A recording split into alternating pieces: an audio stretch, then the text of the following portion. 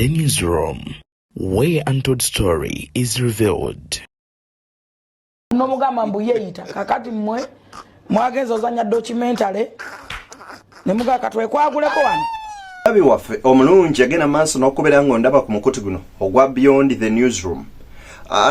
Wetwogerera olunaku olwaleero nga His Excellency Robert Kyagulanyi Ssentamu yasuze mu ddwaliro ensambya ku Pope Francis Hospital nga wagenda maaso n'okubera nga afuna obujjanjabi okuva ku kyamukubiddwa ekibadde kigambibwa okubeera essasi nga naye kikakasiddwa nti yabadde tear gas canister oba ekikebe ekya tear gas kyagenze maaso n'okwera nga kibwatuka ne kimukuba ne kyokya okugulu ne kigenda maaso n'okubeera nga ebipapajjo byakyo byasa ne biyingira munda. Okusinziira ku basawo bagenze maaso n'okubeera nga bamulongoosa ekiro ekikesezza olwaleero era nga wetwogerera akadde kaneeno ateereddwako ekiseminti. Kakati nno full figure Nakangubi Jennifer wano navuddeyo n'ategeeza nti Bobi Wine ebyo byolimu byesonyiwe bireke oli mu kubeera nga ozannya firimu eyo documentary singa okoze nga Trump ne weesigako tomato sauce. Minister Kasolo kwoteeka ne Daudi David Kabanda be bamu ku abo abavuddeyo ne bakudaalira Bobi Wine nga bagamba nti ebyo mubiveeko muli mu firimu yamugenda mu maaso n'okubeera nga amuzannya. Amawano gaagano gagudde mu ggwanga wuno azadde abaana banaabweddu ku myaka emito kyewunyisizza abasawo ne bawuniikirira. Ezzadde ly'abaana bana omulundi gumu nakati akyewuunyisa abasawo abajjanjabi n'abalwadde abali mu ddwaliro ekkulu w'Embale gye yaddusiddwa okufuna obujjanjabi obw'ekikugu n'abaana be. Abaana be bonna abana wadde obuzito bwabwe bubulamu naye abasawo balina essuubi nti bajja kuvaamu wadde ng'ate waliwo obweraliikirivu ku busobozi bwa maama w'abaana bano okubayonsa bonna ate n'okubalabirira. Nakazadde ow'emyaka 16 eyakubyewo baana banne abana nga bonna bawala tumusanze n'ezzadde lye mu kasengo omukuumirwa abaana abazaalibwa n'ebizibu mu ddwaliro ekkulu Embale. Ekyewuunyisa abaana b'omuwala ono be yazaalidde e Bussolwe mu disitulikiti y'e Butalejja babadde bassa bulungi nga kye beetaaga kyokka bugumu. For now the babies are stable. Two of them are weighing 0.9 kilograms.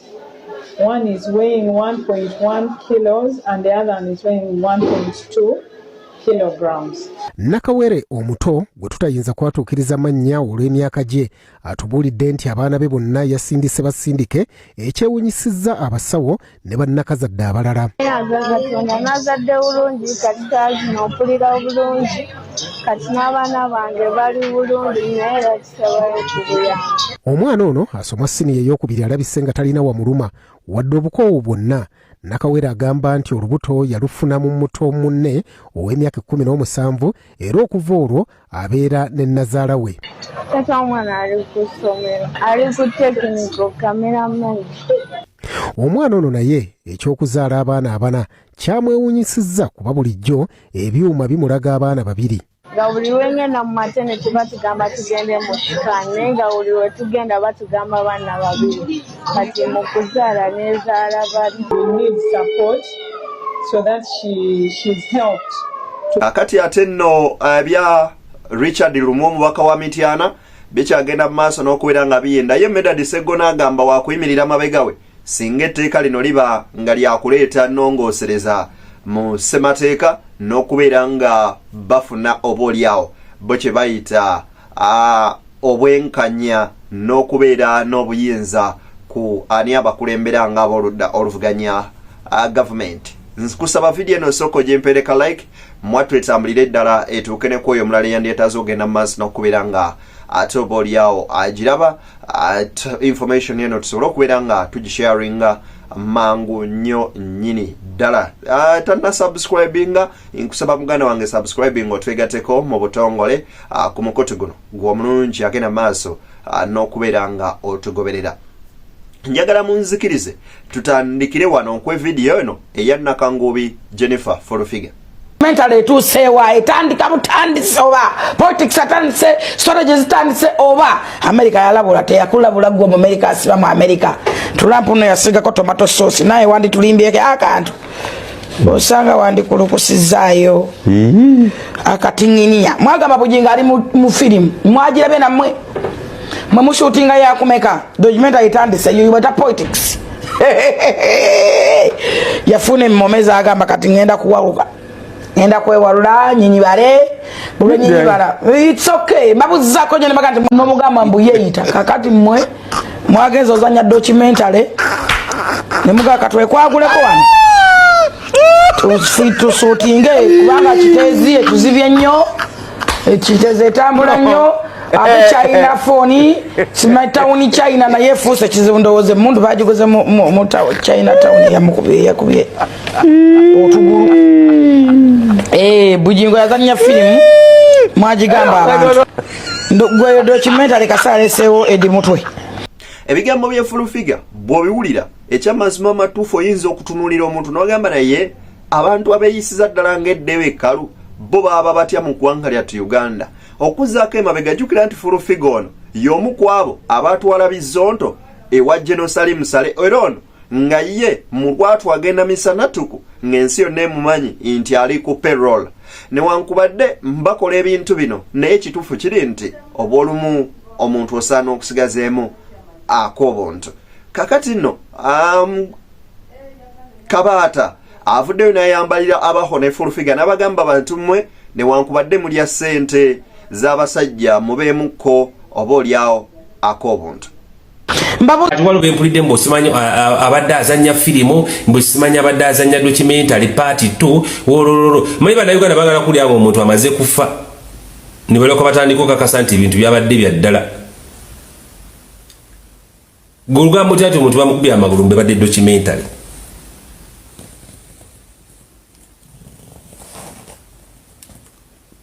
bali mwagala okuwulira kati musajja we Frank Abawo mbwayagala badde ayagala kujaguza mbu akube n'amazina bino ebintu mubyogera mukimanyi nti babirikodinga Frank Abawo muwulidde alina gyabadde eyo ng'ayagala kujaguza olwa Bobi Wine buno ebintu babirikodinga video bazirikodinga ojja kwogera nga gweyagala numbers oyagala bakuwanika video abaana bajja kukatereka mwe mutambula mu bantu mwe mutambula ekiro mwefula nti mwagala nnyo okabampaani olw'okuba mugenda eggulu mulinda ssente za Salimu Sale muze ku internet mwagala okulaga Salimu Sale nti mwe muli tiimu ye asobole okubawa ku ssente ez'omyowa omusolo ze mwagala eggulu era olaba bonna bonna abajjaguza olwa Bobi Wine omukuba essasi be bantu abagenda eggulu njagala ogenda maaso n'okubeera nga nkujjukiza nti Sheikh Ashraf Deme musomi weddwa agenda okubeera nga akuyamba ebizibu ebyenjawulo mukubireko okusoma ensembe y'okumiremu ku screen yajagera maaso n'okubeera nga akolako yonna gy'osinzirira oli bweru wa ggwanga oli wano ki ekikutawaanya ate oweebwa olina ebizibu ebyenjawulo mukubireko ajja kulombereddwa ate ebintu bikutererere gwe mwattu agenda maaso n'okubeera nga ongoberera kakati nno Daudi David Kabanda wuuno avuddeyo n'ategeeza nti Bobi Wine akaka kutuuseeko kantu katini nnyo nga poliisi yalifulumiza alipoota yayo negamba nti Bobi Wine yaddadda mu mmotoka ye ng'ayingira mu mmotoka ye n'aseerera n'agwa n'asobola okubeera nga afuna obuvune buno Honorable Robert Kyagulanyi Ssentamu olw'akazibu ako akatono akamutuuseeko kawungezi k'olunaku olwaleero tulidde awo Honorable Nambooze agamba nti waliwo bupapajjo nanti bupapajjo fragments mu Luganda bupapajjo bumusazeeko ko akawundu akatonotono kimuleetedde okugenda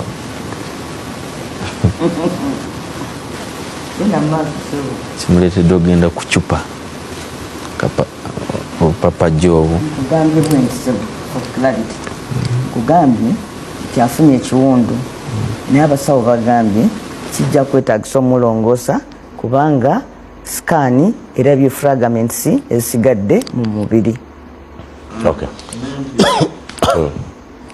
naye omanyi tubeera nnyo mu masaza amasaza gano agazanye emipiira gy'amasaza kati ate ono ava mu buddu the counties wano ffe mu Buganda N'otobusaza. Pozi bano babagamba nti mugende muli amasaza ne balonzi. Abaganda ne bagenda bali amasaza. Mugenze byamwe kubira babaganda babagamba nti amasaza gali eye. Anti abadde clarifying n'omusantaloza ati amasaza ge bali ge babagamba bali. Ono wa Buddu. Nzije wa Buddu. Kati Buddu ezimu ku tiimu ffe ze tuvuganya nazo yemanye nnyo okumanya okwesuulamu bwayogedde kwesuula mu penalty mu boxi wali naddala mu biseera ebibi.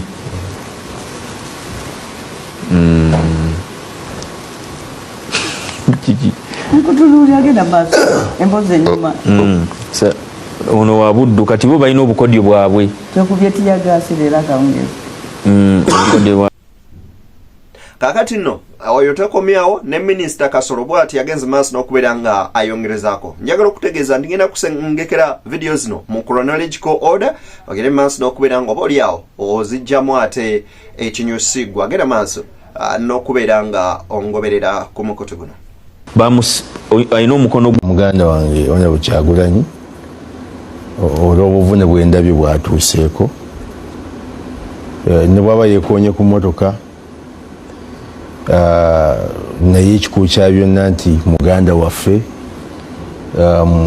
tateekeddwa kubeera mu mbeera emuyungula ziga, so musaasidde nnyo ate n'okukubiriza bakuumaddembe nti batunuulire ebiseera bino babitegeere bulungi nti ebiseera bino abasambi b'omupiira kadde kakazigizigi muntu kwesuula mu penalty balina okutunuulira embeera bye tuyisemu emabega bisobole okutulaga bye tugenda mu maaso bituyigirize nnyo nti embeera ebadde ekwatiddwa bulungi. So omuntu yenna bw'obanga oli mu kitongole ekikuumaddembe weetegereze nnyo embeera nga tonnaba kubaako kyokola.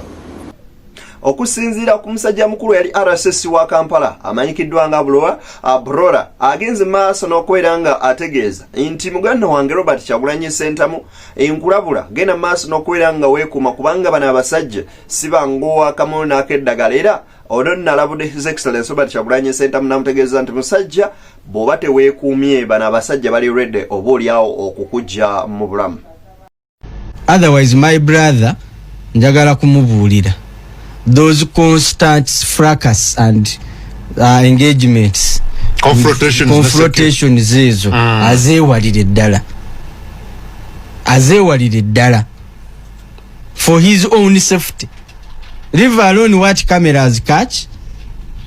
Nti kino wakibuuse luli wayomba ne gundi luli wa confrontinga ne bakuleeta ku kamera nga gozdemu si bwe bigenda okuba. Abaganda bagamba kittakimanyidde. Okitegeera? Kittakimanyidde. Si ekyo kyogamba mbu ojja gendanga okonfrontinge kamera zikwate Bobby n'abasirikale yatunudde mu mamba. Ofa ensi negenda maaso. Nze ndabye ebintu mu nsi muno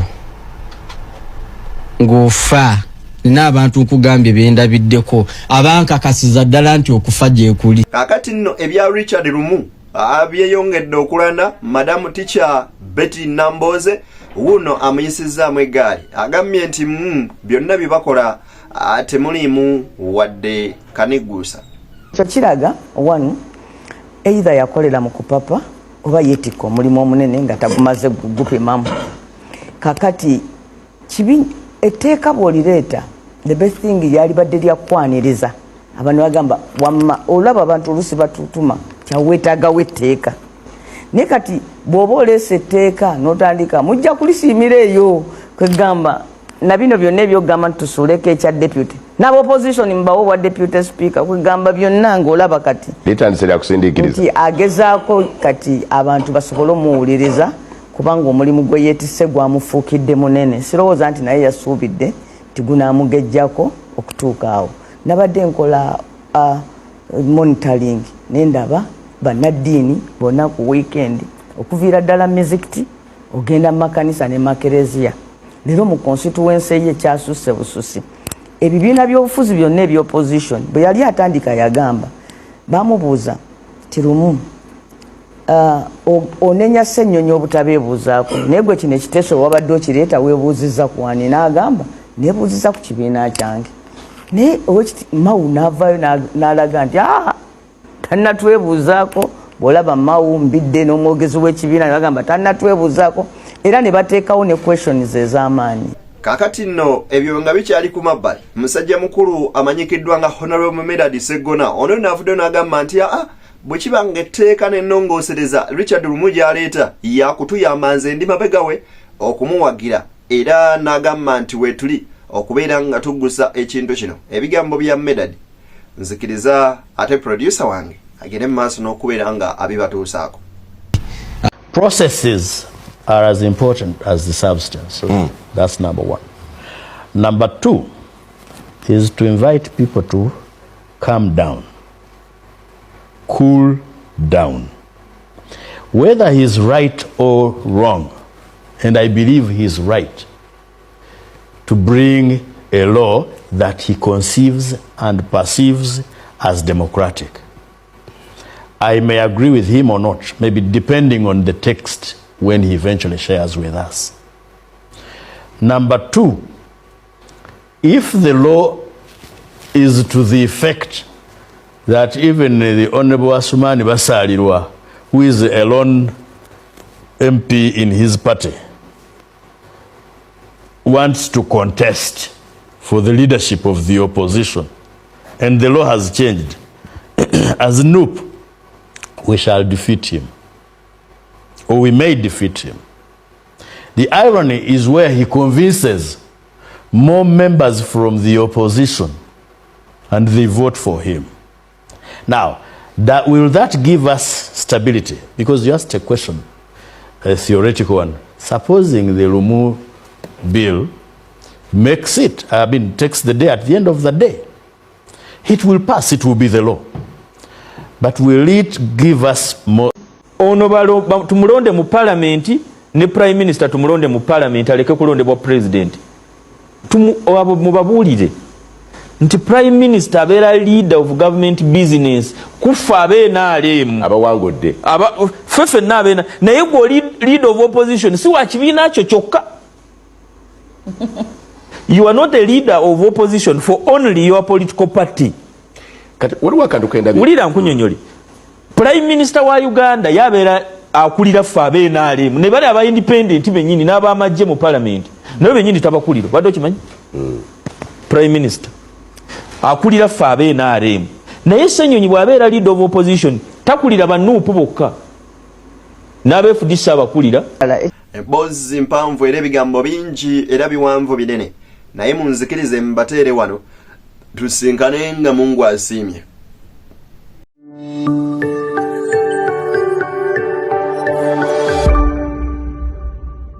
Beyond the newsroom, where untold story is revealed.